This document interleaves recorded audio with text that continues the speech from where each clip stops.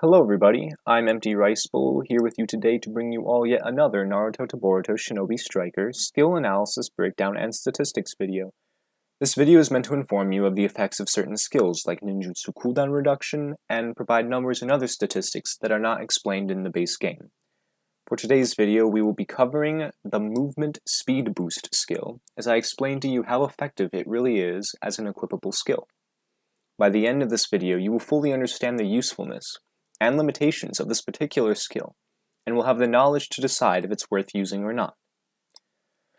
Okay, so, when you visit Sakura at the inn and check out your movement speed boost pants, the stated effect of the skill will read boosts movement speed. Unfortunately, it doesn't tell you by how much, so that's what I'm here to do. Before we continue on to the test that I conducted, it should be noted that item rank does not affect the skill in any way. C rank items increase movement speed by the exact same amount as S rank items. I did calculations and have confirmed this to be true. Okay, so before we continue on to the boost movement speed skill test, I need to make a couple of points. So first, movement speed tests were conducted for each of the 4 classes. The defense type is the slowest class, and the other classes have the same movement speed, except for maybe the heal type, which could be a little bit slower, but that could just be experimental error. Moving on. For the attack type boost movement speed skill test, I entered Kakashi's D rank mission and ran in a straight line from a point in the map to a wall. This is true for all the other types as well.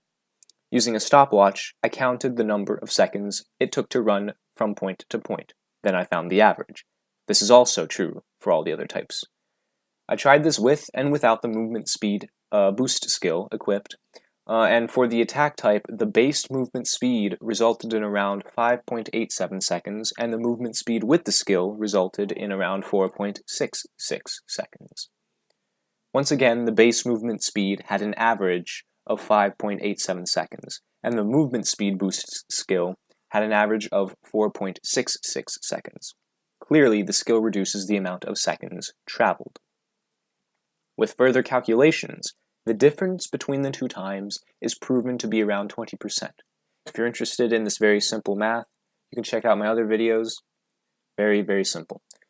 If we take a look at the ranged and heal type classes, we notice that their base movement speed is around the same as the attack type, with the heal type seeming to be a tad bit slower, although this could simply be experimental error. Because their base movement speeds are essentially the same, we can conclude that these classes do in fact move at the same speed, and all receive a 20% speed boost when the skill is equipped. With this new information, we can now revise the original movement speed boost stated effect. It now reads, boosts movement speed for the attack, ranged, and heal type classes by 20%. Now it's time to tackle the defense type class, which inherently moves slower than the other classes. This time around, the base movement speed calculations resulted in an average of 6.43 seconds. Conversely, the results of the movement speed with the skill equipped provided an average of 5.356 seconds. With further calculations, the difference between the 2 times is proven to be around 16%. However, it's unlikely the developers would assign a lesser percentage to a specific class. From this, we might conclude that the percentage is still around 20%, and I just had a very significant experimental error due to the limitations of the game and my assets. My controller is broken. With this new information, we can once again revise the original movement speed boost stated effect. It now reads, boosts movement speed for the attack, ranged, and heal type classes by 20%, and the movement speed for the defense class by 15 to 20%.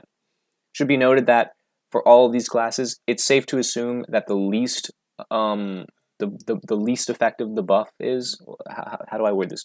It's safe to assume that the least of a buff that you can get is 15%, and the most of a buff that you can get is 20%. That's how I'll say it. So, this next slide is very interesting, and it's probably the most important piece of information this whole video has to offer. So if you stuck around, you made it this far, this is really what you need. Other things are important, but this is something incredibly important. So, this is pretty much how it works. The defense type, with no speed boost skill, is the slowest in the game. The other classes, with no skill, are 10% faster. The defense type, with the skill is 10% faster than the other classes with no skill, and 20% faster than the defense class with no skill. Finally, the other classes with the skill equipped are 10% faster than the defense class with the skill, 20% faster than the other classes without the skill, and 30% faster than the defense type without the skill. Essentially, the other classes sorry. So essentially, the other classes with the skill will rocket past the defense type without the skill. But because most players don't equip the skill, a defense type with this skill will move faster than the other classes without the skill. Which is... that's terrifying. That's really terrifying. If a defense type is blasting past your attack, that's really scary. However, we still need to determine how large of a benefit we get from a 20% movement speed boost. I'll also take some time right now to remind you to subscribe to the channel so you don't miss out on future content. Drop a like and comment below. If you so choose, feel free to click the bell icon near the subscribe button in order to get notifications for my newest uploads. I really appreciate the support. Moving on. How useful is a 20% movement speed boost? Let's take a look at some of the pros and cons. The pros. Increases movement speed, therefore you run faster than other players. It becomes a bit easier to dodge enemy ninjutsu and also get back to the battle after you die. It's also great for playing the objective, like running and grabbing the flag in flag battle. Now let's take a look at the cons. Evading, jumping, and dodging reduce the effectiveness of the skill. When a player lands after jumping, there's a moment where they don't move. The more you jump, the more this occurs. And the more this happens, the less you move. The less you move, the less you are using this skill. Additionally, you don't receive any combat buffs or cooldown reductions that would normally come with another skill. Okay.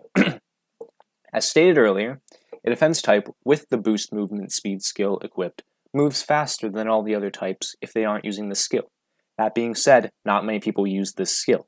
They tend to use ninjutsu cooldown reduction, which is trash, by the way. You can look at my video on that. And that means this skill can be devastating. In conclusion, the movement speed speed boost skill. The movement speed boost skill.